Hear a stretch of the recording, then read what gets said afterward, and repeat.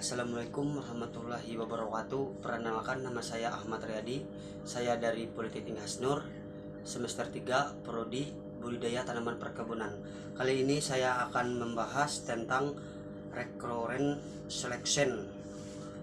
Seleksi berulang fenotip. Seleksi didasarkan pada fenotip individu tanaman, tidak menggunakan uji keturunan.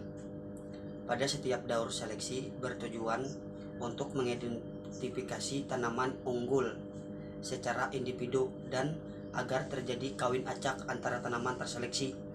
Metode ini bermanfaat untuk sifat dengan heritabilitas tinggi seperti kadar minyak dan protein. Prosedur seleksi: masing-masing tanaman terseleksi dilakukan kawin sendiri, dalam arti bahasa selfing. Tanaman terseleksi ditanamkan dalam baris, kemudian dilakukan saling silang. Memasuki siklus kedua, keturunan dari siklus pertama dilakukan seleksi dan kawin sendiri kembali. Demikian seterusnya. Dengan adanya proses kawin acak ini, maka program seleksi berulang dapat digunakan untuk merakit varietas hibrida atau varietas ops. Seleksi kedua, seleksi berulang untuk daya gabung umum.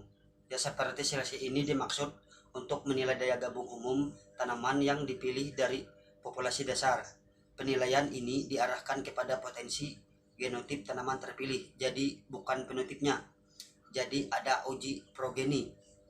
Diharapkan dapat meningkatkan program seleksi untuk sifat yang heritabilitasnya rendah. Produser dasar sama dengan seleksi berulang biasa. Namun dengan adanya uji keturunan, pekerjaan seleksi lebih rumit dan membutuhkan fasilitas dan waktu lebih banyak.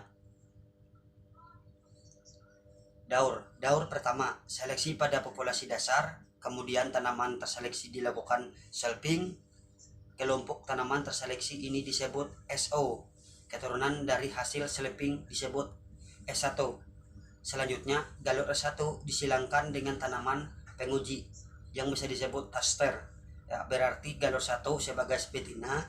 Keturunan dari persilangan ini digunakan untuk mengetahui daya gabung masing-masing tetua galur 1 di atas.